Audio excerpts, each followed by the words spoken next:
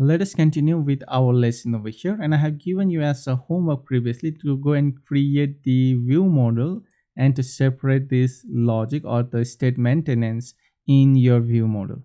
So let's go and create the one new folder over here, and I'll call this one as the view model over here. And in this particular view model, and also I require the state for that one, so let's just go and create the state folder as well. And first of all, let's go and create the new file or the state. So this will be of the coin status, and coin status sta state, right? So stat state.the file, and let's import the add the FRE jet ed frisk over here, and then the class will be of the coin status state, and we will require the Riverpod. So let's just go and import this one. So it's not here, so let's just go and import over here.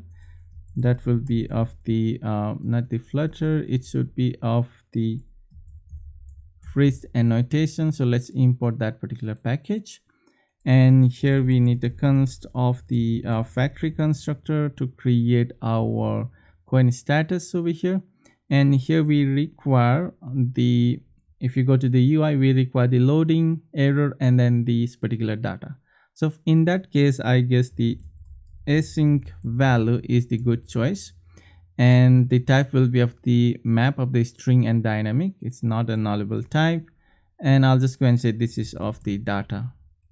And I can also provide the default value, so the EFA default over here, and then default will be of the async loading state, so we'll always get the loading value once we load the UI over here. And we also need to add the part file, so don't forget to add the part file over here. And also this is going to return us the coin status, so we need to add that one over here. And now we can go and generate our the build runner, and that should go and generate this particular file for us. So let's wait for this to complete over here. I guess everything should go fine. We just have a simple state, which is just the async value over here.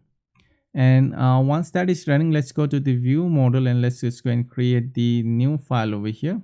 So it has been generated, so we can go to the view model. Let's create the new view model of the coin underscore the status, and that will be of the view underscore the model.the file. Now let's go and create the class over here that will be of the coin status view model. And if you can remember, we need to extend this one, so let's just go and extend it with the auto dispose, I guess AUT auto DISPO dispose notifier, and we need to pass in the state over here coin, and then the status state is that what we require. And let's go and have the override the build method, and from here we'll return our state. So let's just go and make use of the our watch method directly in the build method. So ref.the watch over here, and I'm going to watch the coin status repository provider, and let's just go and close this one. And from here we are going to return our, we need to return, so I guess I have some error with the keyboard over here, so let's just go and return from here the coin status and just pass in the data. And now once we have that, let's just go and create the provider, so that will be of the let's see, I'll just go and generate the provider. I guess it should be of the, okay, so let's just make use of the provider auto generator. So this will be of the Coinbase, I guess. Let's go and remove this one, so that will be of the coin status view model provider. It should not be of the provider, it should be of the auto dispose. I guess I have some keyboard error over here, so it should be of the auto dispose notifier provider. So let's grab that one, and we require the coin status view model class, and then the state. So state is of this one, so we need to import that one. We forgot to import the coin status state, and from here it's not what we are going to return, so we need to return our the instance of this particular view model. So let's just go and set the the switch, the coin status view model, and it's okay. So I guess we have some error. Let's just go and fix that one. It should be of the new, so it's going to generate the new instance of our class. So let's just go and remove, I guess, this one. Okay, so that should be good enough. So now we have our coin status view model provider ready.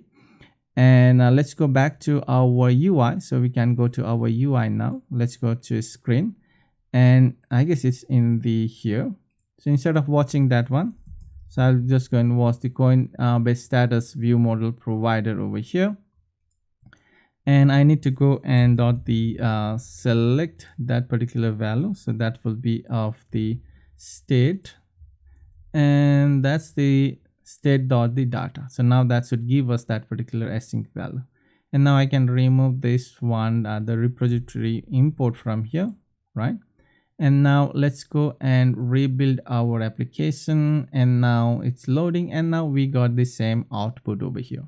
So now we have moved our repository call to our view model, right? So this is the place where we will maintain our state, and now we are following some kind of the layer architecture over here. So we have the repository layer, we have the view model layer where we'll maintain our state, and then we have the UI layer where we'll maintain our UI over here.